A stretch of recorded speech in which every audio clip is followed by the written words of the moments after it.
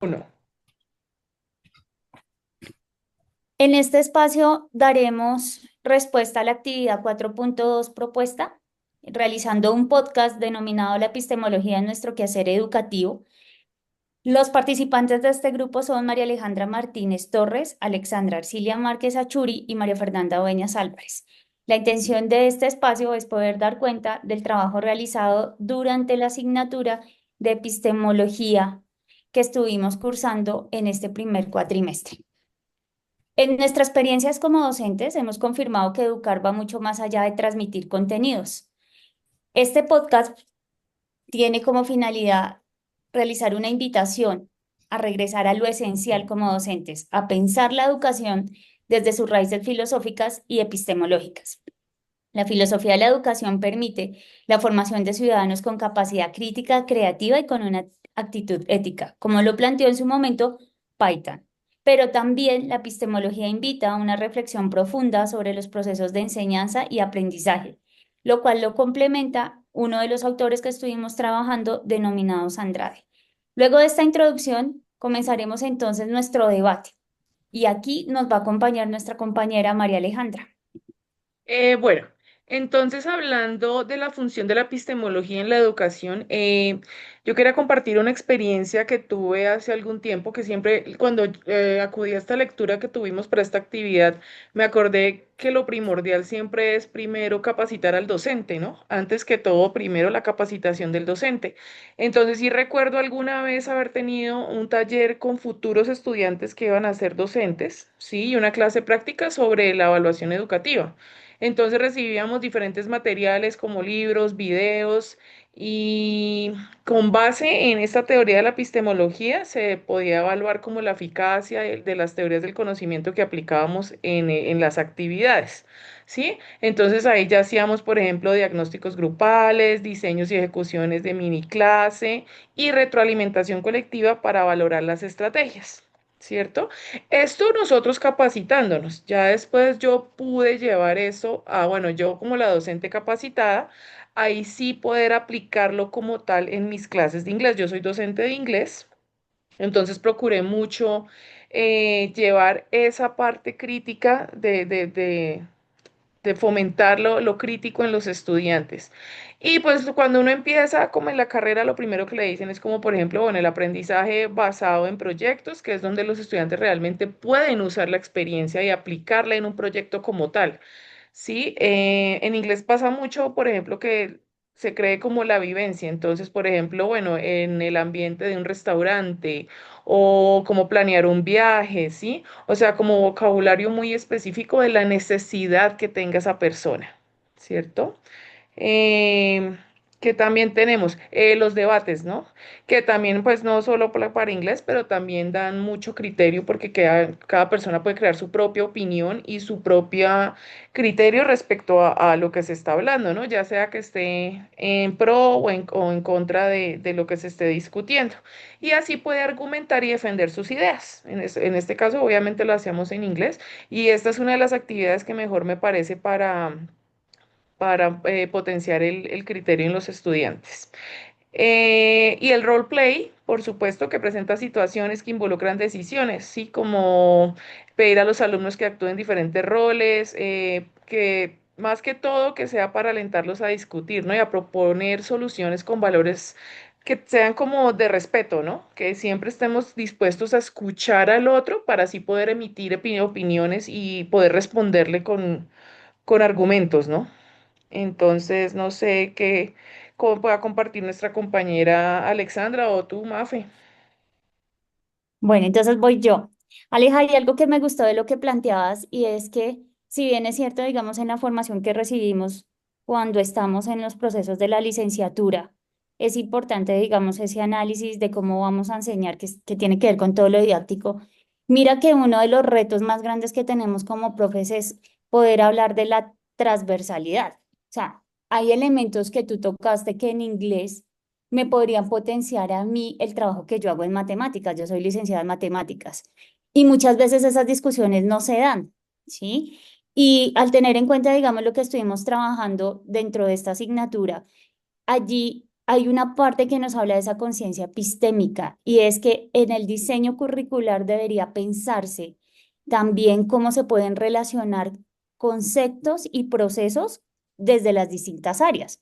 Entonces, por ejemplo, tú hablabas de algo que me parece muy interesante y es cómo desde el contexto, por ejemplo, del restaurante, tú puedes enseñar inglés, pero yo también puedo usar ese mismo contexto del restaurante para enseñarles a mis estudiantes a resolver problemas de suma, resta, multiplicación y división, que en el caso de Colombia sería con números naturales porque es el tipo de moneda que manejamos, ¿no?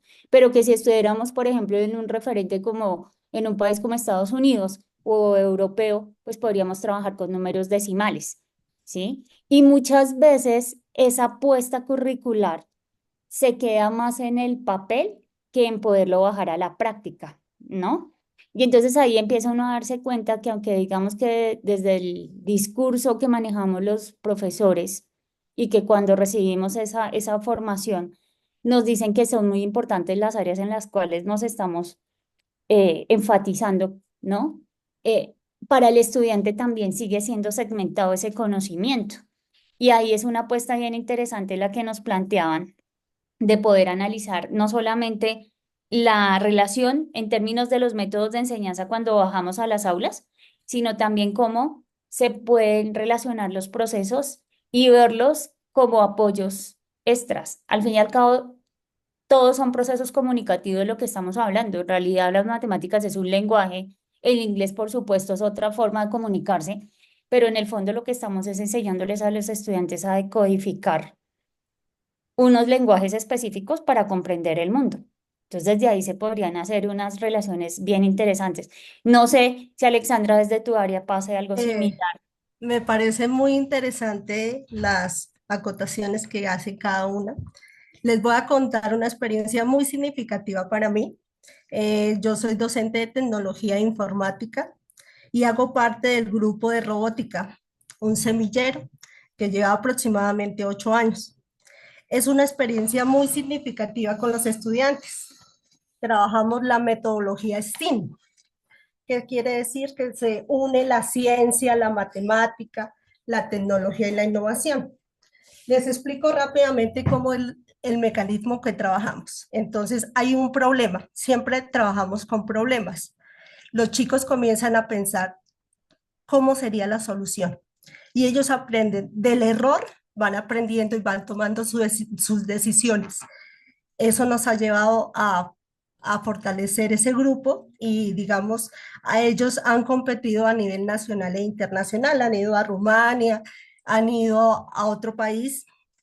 Y entonces es muy interesante esa apuesta, porque los chicos aprenden de sus experiencias y es un trabajo muy colaborativo. Vemos que ellos se ayudan mucho y que no es ese conocimiento que está ahí, se apropian y lo contextualizan para dar soluciones. Es muy interesante.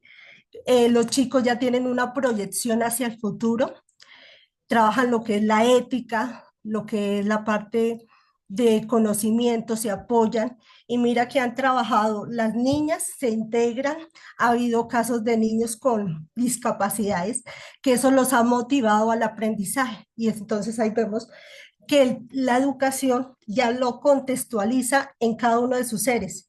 Es muy importante y me parece muy significativo todas esas experiencias que hemos contado entonces, me parece muy interesante. ¿Qué opinan ustedes, compañeras? Me parece súper interesante porque parte de lo que decía la lectura era sobre los desafíos que se enfrentan, ¿no?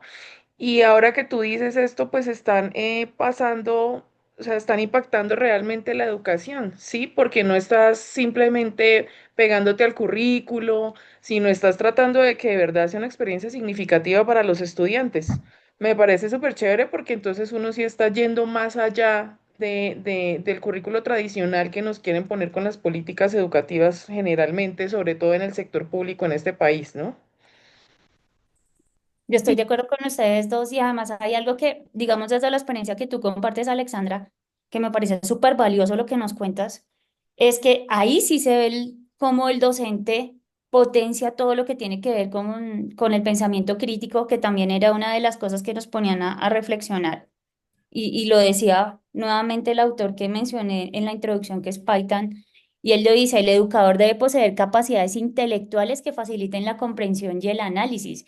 Y eso es lo que tú estás potenciando en tus estudiantes ahora. Me parece mucho más meritorio e importante con la sociedad que tenemos el hecho de que estemos involucrando a estudiantes que tienen ciertas necesidades, ¿no? O ciertas capacidades o ciertas condiciones, digamos, en términos de sus aprendizajes.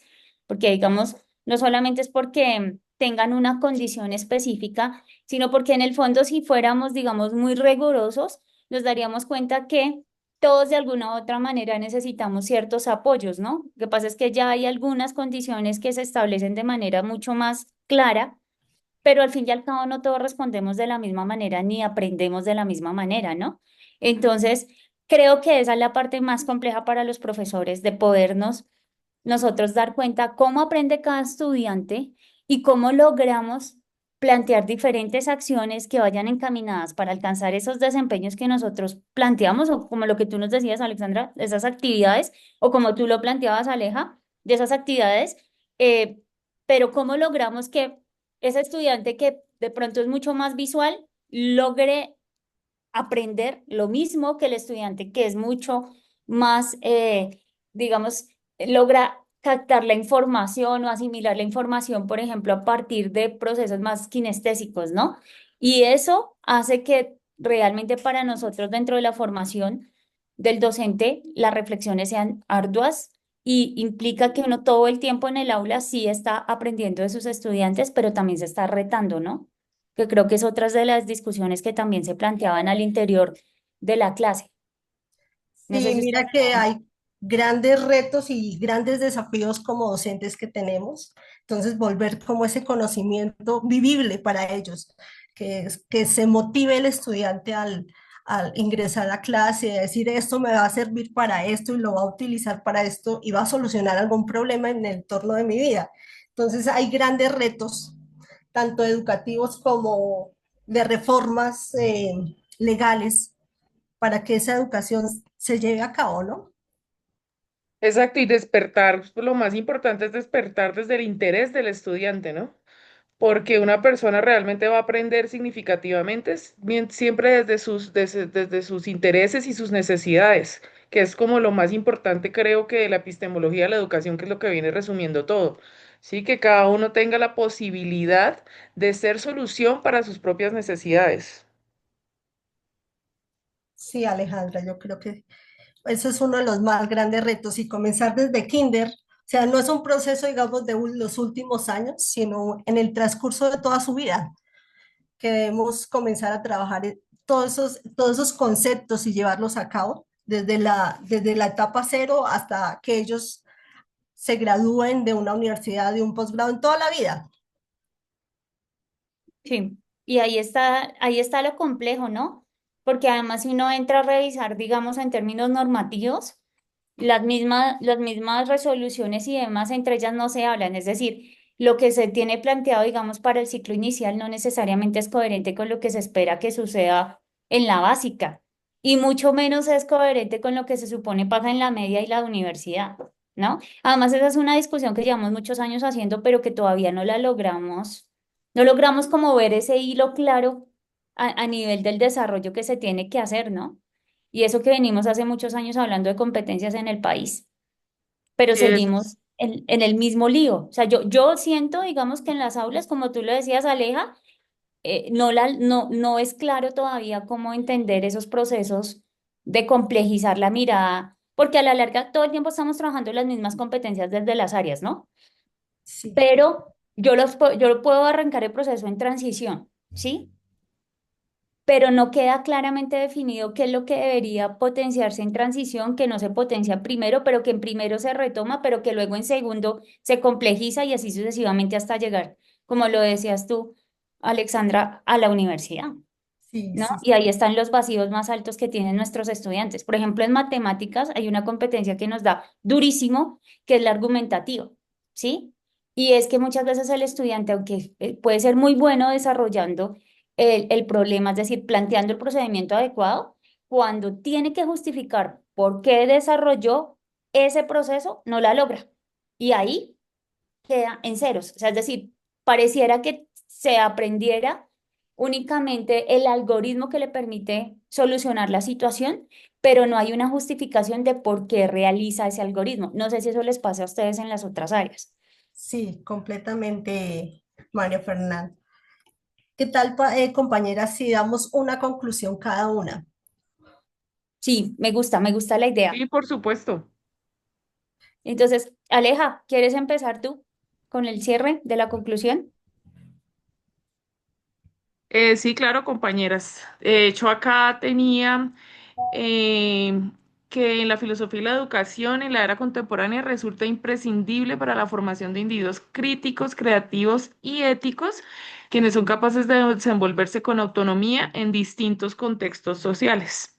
Entonces, yo pienso que acá el enfoque reflexivo de esta epistemología nos ayuda a promover una educación más inclusiva, más equitativa y más adaptada, y que ojalá no todo se quede, porque todo en el papel es muy lindo, sí, pero nosotros estamos en un entorno educativo donde aplicar es demasiado complicado por las políticas. Entonces, esa sería mi conclusión, y el aporte para ustedes. Mafe, Gracias, Aleja. Listo, entonces voy yo. Yo quería retomar algo que ustedes dos dijeron y que va muy de la mano con la conclusión que yo coloqué, y es: educar con sentido es un acto ético y político. La filosofía y la epistemología nos dan el mapa para no perdernos entre prácticas repetitivas o sin fundamento. Los estudiantes necesitan desarrollar habilidades para distinguir, argumentar y transformar, y creo que ahí es donde está el punto de encuentro de las tres desde las distintas áreas.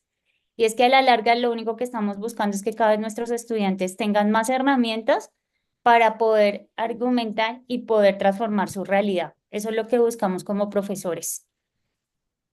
la mía va a ser corta. Integrar la etimología en la formación docentes y en las reformas educativas.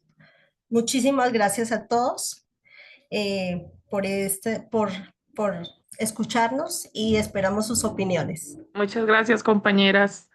Muchas gracias. Gracias.